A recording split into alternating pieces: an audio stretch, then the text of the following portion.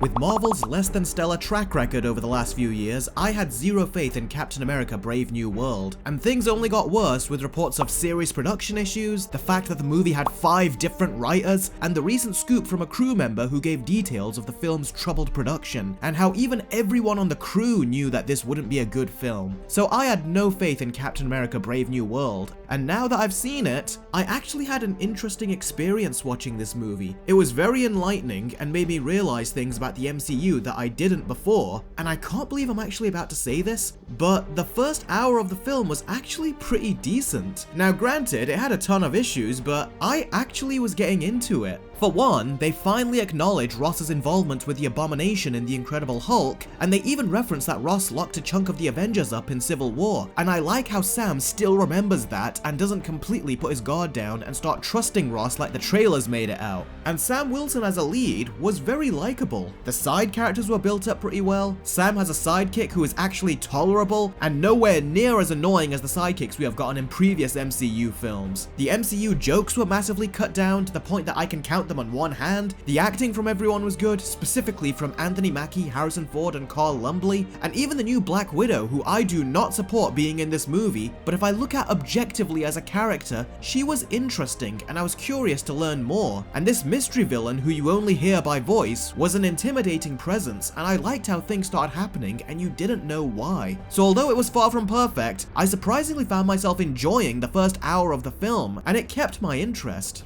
And then we got to the second half of the film, and that's when everything completely falls apart. I can actually tell you the exact point that this movie completely lost me. It's right when we get the reveal of the mystery villain. Once that secret is revealed, the movie didn't make sense, the reshoot started to become painfully apparent, and the intrigue that was done so well in the first half was completely lost. The mystery villain is Samuel Stearns, who was in The Incredible Hulk, and his plan makes no sense. I understand his motivation for wanting to get back at Ross, but then he is planning to start World War III. Why? The heck I know. His design was also terrible, and in one scene he is wearing a coat and a hat and he screams at the top of his lungs, and I had to catch myself because I almost burst out laughing. Why they chose 17 years later to continue this plotline is beyond me, and what's even more confusing is that all the characters from that movie reprise their roles except for Bruce Banner, and you can't help but think, why are all these Hulk characters in a Captain America movie? That makes it feel less like a Captain America movie and more like a Hulk movie that doesn't star the Hulk.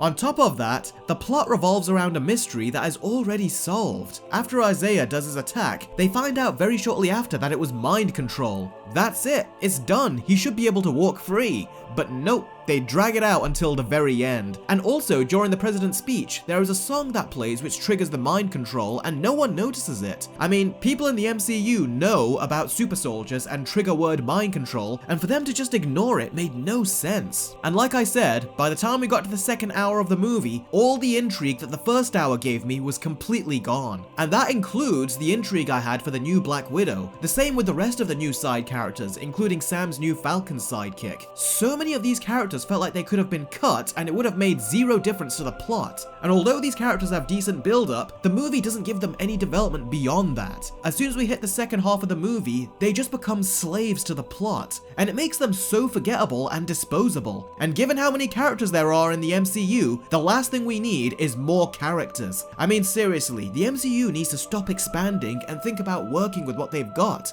What they should have done was brought in existing characters from the previous MCU projects and developed them. I mean, do you remember Sharon Carter? What's she up to? She was teased at the end of the Falcon and the Winter Soldier show, and after all these years, we still don't know what's going on with her. I mean, why tease these plot lines if they are not going to follow up with them? So the story and characters don't work. And I'm sorry to say, Sam Wilson just doesn't work as Captain America. I've always liked Sam Wilson and I've always been open to him being Captain America, and now that it's actually happened, it just doesn't feel earned.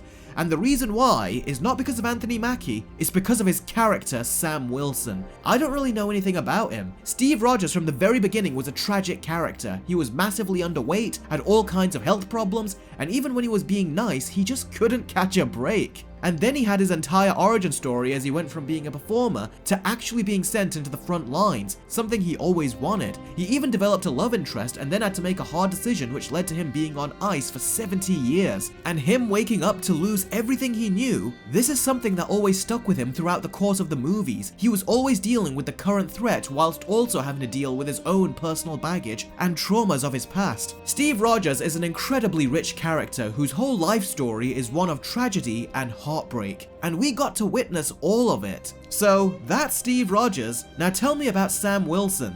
He gives counseling sessions to veterans and what else?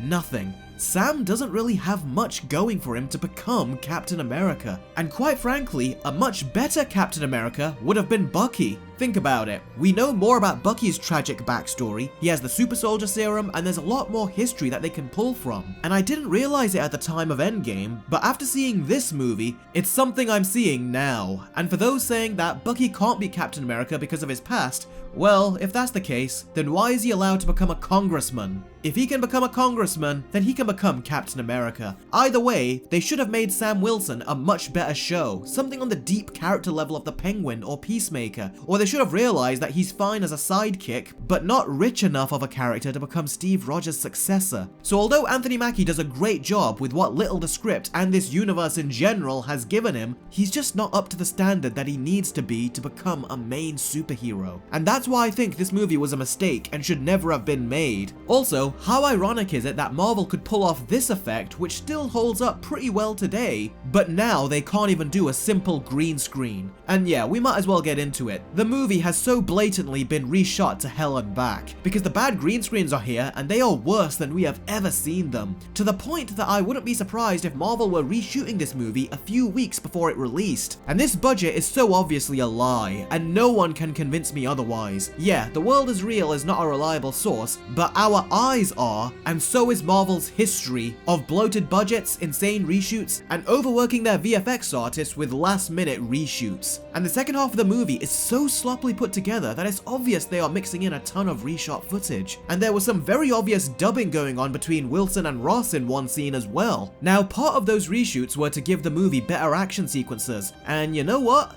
I'm curious to know how bad those action scenes must have been if these are the improvements, because they were so underwhelming. They're very basic, unimaginative, and have no sense of style or impact. The only action scene I enjoyed, surprisingly, was the final battle between Red Hulk and Sam. Now, don't get me wrong, the action scene is so unbelievably stupid, even for comic book movie standards, because there is no way Captain Falcon can take on a Hulk, and there is no way he can withstand a single punch from a Hulk. And wouldn't you know it, he does. They try to say he has a vibranium suit from Wakanda, but that can only get you so far. There are certain attacks that he should not be able to withstand, but somehow he does. He is actually being thrown into the White House in this scene, and he comes out of it without a scratch. He is also able to use a combination of his jetpack and bare hands to outpower Red Hulk, hitting him with a gigantic metal pole. And there is no vibranium with that move, and somehow he overpowers Red Hulk. Even for Marvel standards, this makes no sense, but the fight itself was fun to watch. I liked seeing all the toys and gadgets he was using to fight the Red Hulk with, and I thought it was the best action scene in the entire movie.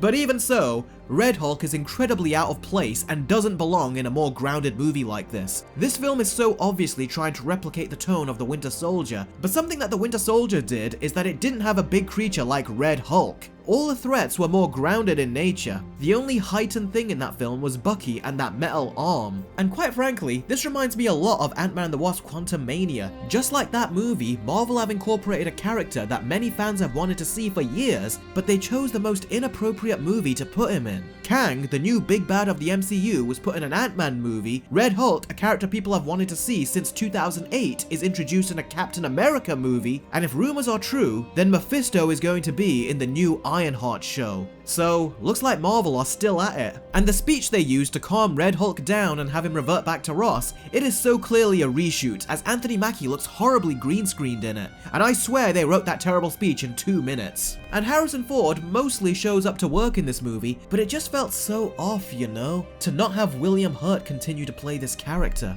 And without him, I personally didn't feel that this is the same Ross that our characters have been dealing with from Civil War onwards. Overall, this was just a very crappy remake of The Winter Soldier. I kept noticing so many beats from that movie in here. Come to think of it, they even did a merciless killing of an innocent civilian as well, but it happened so fast that you aren't even able to process it. The pacing of the movie was fine, but the editing became increasingly choppy, especially in that second half. Giancarlo Esposito was part of the reshoots as well, and at first he was inserted pretty well, but in the second half, he did not fit at all. His inclusion was a complete mess, and he was ultimately there to tease future appearances. So, great, even more characters in the MCU. Yeah, this movie is yet another dud from Marvel, and it's not going to save the MCU. It wasn't as bad as the Marvels or Ant-Man the Wasp Quantumania, but that doesn't mean it was good. So for me, Captain America Brave New World gets a high 4 out of 10. Now this would have gotten a low 5, but then we got that end credit scene, and not only did it feel like another reshoot, but it was so bad. In fact, it was so badly done that it reminded me of the credit scene in the first Venom movie. There's gonna be carnage. I wish I was joking, but it's the exact same scene. This movie is the very definition of in one ear, out the other. If you're curious, just wait for it to come out on Disney+. There is no reason to see this in theaters. It plays much more like a streaming movie, and that's probably where it should have stayed.